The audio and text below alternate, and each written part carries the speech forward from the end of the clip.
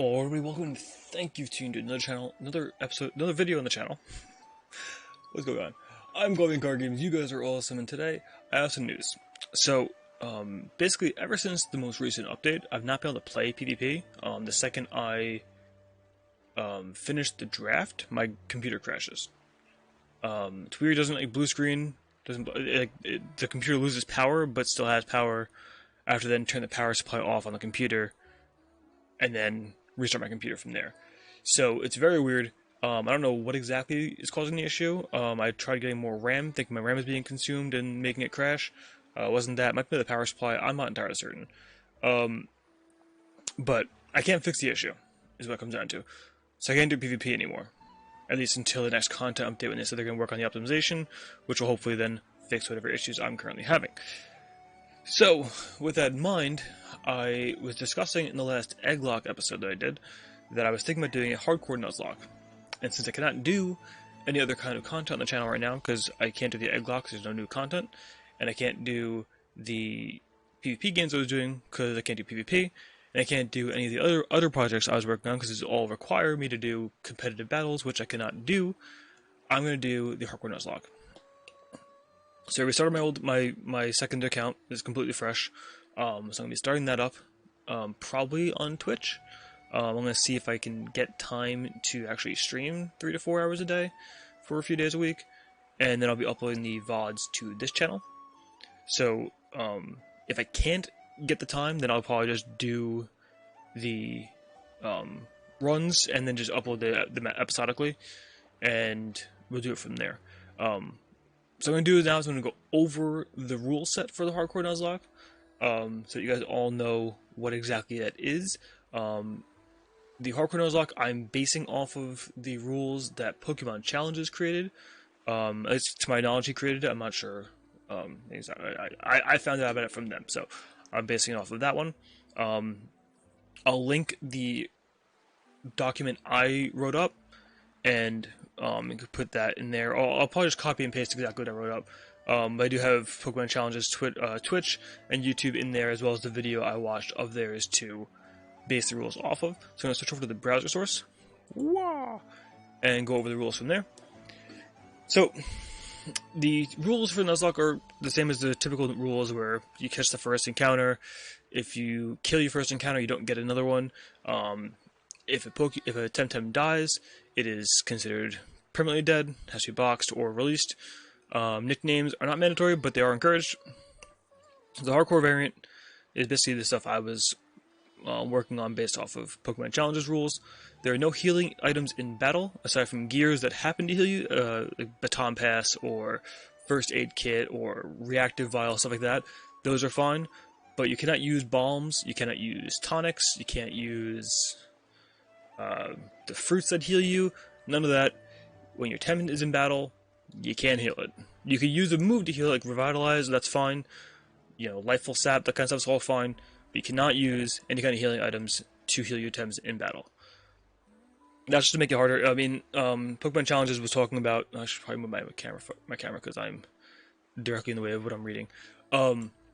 Basically, if you think about it, you're basically getting a free, zero hold, full heal on your Tem, which is saying your opponent cannot... in Temtem, they don't heal at all. So you're getting a pretty huge advantage versus your opponent. So cutting it out makes it a lot more difficult, makes it so you can't heal spam to get out of difficult situations. Should very greatly increase the difficulty, which is something that I thought was needed from my Egglock. I felt like there were times where, I'll just heal spam, and it's fine. So, taking that out. The Temessence Vial is also off limits. You can use it if you, say, have 20 bombs, and you need 3 to heal your entire squad. You just use the Temessence Vial to save yourself some time from having to click bomb plus a million times. And then just trash or release or whatever the word is for. I don't know. I don't think I've ever dropped anything from my bag in Temtem. But you can't sell the bombs then. You have to get rid of them somehow. Static Tems can be used, but only if you haven't encountered a Tem in that area. So in the first town, you get your starter, That's your encounter for that town. You cannot go back later, like I did in the Egglock, and fish in that town to get another encounter. You get one encounter per area. That includes statics. That's to make it so you have less encounters to make it so it's more difficult to actually complete the lock. When you get into a battle, you choose which of the two Thames you are going to be capturing. So if you're facing a Tataru and a Lawali, you choose the Tataru as your encounter. If you happen to kill a Tataru, you cannot then catch the Lawali. Again, just to make it more difficult, to make it harder to get Thames and harder to keep Thames. You should really not be able to kill your own things, but if you're weakening it and then it kills itself, you can't be like, oh, I guess I catch the Lawali now. It's just gone. That's your encounter, it's gone. You can, however, manipulate your encounters via sense. So if you... I have it here written for the Barnshi, so I'm kind of speaking fast and running out of breath, so I'm gonna, I feel like I'm like crushing my own lungs here. If you want to, say, get the Barnshi in Windward Fort, you can use Ascent to get through the Windward Fort, get to the top thing, and try to hunt for that 5% Barnshi. However, there are also Gazumas there, but if you have a Gazuma, then you obviously don't have to worry about that because it's dupes. So, you can manipulate your encounters that way if you want to. Most of the 5% aren't really worth it, I don't think, but it's something you can do just to make it a little more fun. And again, because it is more difficult where you cannot heal, you cannot have... It's supposed to be made more difficult in general, so having a way to kind of manipulate your encounters is, I think, okay. If you happen to catch a Luma, you are allowed to catch it, however, you cannot use it unless it is the first encounter or the first encounter you did have on that route is still alive. In that case, you can swap the original Tem for the Luma. However, grinding in an area for a Luma is discouraged. So, what I mean by that is, like, say, you have your first route encounter, you have a Pajaro, it's still around,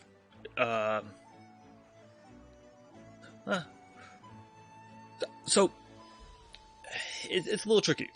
So, Lumas can be secondary encounters, right? Like, if you were to be grinding a bunch of Kakus to get some HP TVs, you happen to run into a Luma, you then just can't have another free Tem.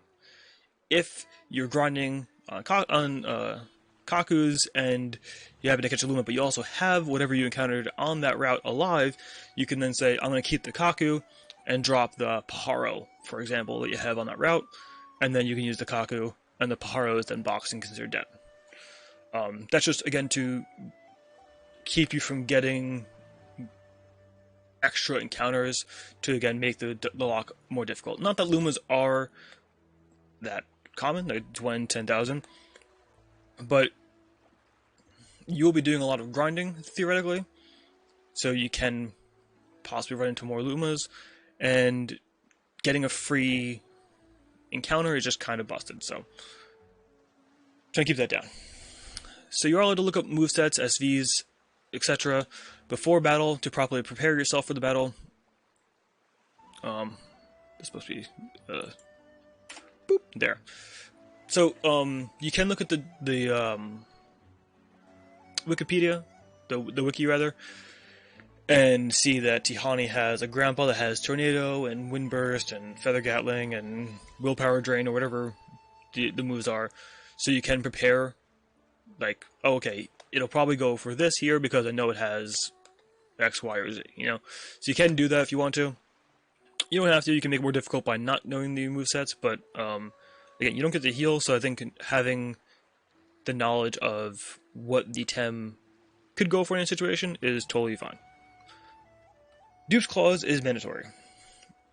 If you have a Kalamazoo, you cannot catch any Tem of that line for the rest of the run. So if you catch a Kalamazoo early on and it dies, you cannot then catch a Calabis in Tukma if you happen to run into one.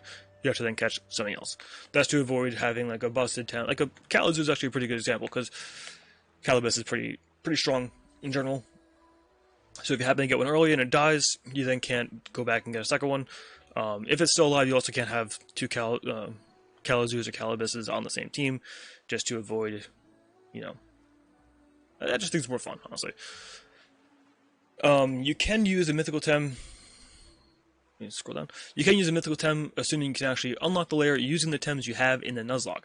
So, if you get to the layers and if you're in the volcano later on in the game, and you want to try to get a Tyrannac, you can do it, but you can only use Tems that you have on your file. Like, I can't trade over from my main account, all the Tems I need to unlock the layer. If you can't unlock with what you have, you can't get in there. It is what it is. There's a level cap. The level cap is 2 above the ace of the next big battle. Battles with Max, the Belsotos, and the Dojo Masters, for example, are the big battles I'm referring to. Because there are no gym badges, I think it's hard to really have a level cap based on the gym badges. So what I did was I went through and looked up the ace of all the Dojo Masters and Belsotos and the big battles and whatnot. And after each big battle, your level cap then increases to whatever 2 above their ace is. It is a little weird because when I was doing it, some people have level 42 and then 3 level 35s, 35s rather. So it's kind of if you're level 44 facing a bunch of level 35s and that one level 42, you do feel a little bit overpowered. So I might change that. We'll do the first run and see how it plays out. But I did also do that with my Egglock, and I feel like I was pretty well matched either way, so I think that's fine. If you happen to surpass the level cap, you have to box that Tem until the level cap is then raised again. So if your level cap is 44, for example, and your Tem goes to level 45 by accident, you then cannot use that Tem for the next battle. You have to then put it in the box until you then reach the next level cap. Pretty self-explanatory. You can trade your Tems to another account to grind at shrines. Since it doesn't affect the difficulty of the actual run, it only saves you time. I think it's fine, because if you are worried about losing a Tem, you can literally just grind against level 1s until you're blue in the face and your Tem reaches the proper level, and you're not actually risking anything. So I feel like, because you're not Shady Penguin and Pokemon challenges will be using rare candies, because again, you can just go grind against low level things, you don't have to worry about actually losing anything, and you're just wasting time. So since theoretically you will be restarting this quite a bit, it's okay to just trade them over, grind them out. And you don't do it, because of how Tem works, you do have to trade up at least one Tem on your account to be the same level as the ones you're trading over. So there is some grinding still involved in it, but it's really just a huge time sink to grind, especially with the experience curve of Temtem. It's really rough. So I think it's fine to trade your Tems over, grind up at a shrine, and then go back. Rule breaking new ones I've really thought of were these two. If you happen to catch a Tem on a route you've already encountered a Tem, you must release the newly captured Tem. Self-explanatory, totally fine.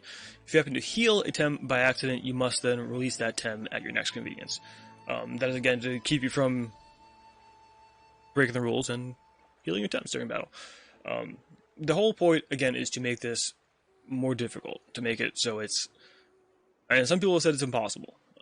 I don't think it is. I think it's totally doable. It's just a pain in the ass, for being honest. But that's fine, because challenges are good, especially now where I can't play PvP, which is a pretty huge challenge. I like to have some other kind of challenge. So I'm going to be doing this. I'm going to have my Twitch linked below. If you can, drop me a follow on there. I'm going to try to figure out a good time to do this. I want to have at least 3 hours or 4 hours every time I go up there. So we'll have to figure out my work schedule with my kids' schedule, with my wife's schedule, what exactly I can do. Because I don't know that it would be a good YouTube-only series like the Egglock was. I think it is something you definitely want to have more of a stream to. But we'll figure it out, and I'll post it up here as soon as possible. But that's the rules I came up with. Again, the credit for the Hardcore Nuzlocke variant, I believe belongs to Pokemon Challenges. I could be wrong. These rules are based off of his video that I watched and adapted to Temtem. So yeah, definitely check them out. Really great content over there. That's it. So we get this up as soon as possible. hopefully you guys will enjoy it. I apologize I can't do any more PvP content, but I just don't know when they're going to fix it, and I waited a whole week of not uploading anything, and that sucks. I'm not a big fan of that. I was having a good run, and I was doing a lot of good stuff, and got the wind blown out of my sails. So, we're doing this now. So, hopefully you guys are looking forward to it. I think it's going to be really fun. I think it's going to be really interesting. It's going to be definitely very difficult. But that's the point. So, have a good night, a pleasant tomorrow. Drop a like, subscribe, follow, whatever. Follow me on Twitch, subscribe to me on here. Like me on both. Like me in real life. You know, honestly, I just want to be liked. I just want to be liked. See you guys next time. Bye, guys.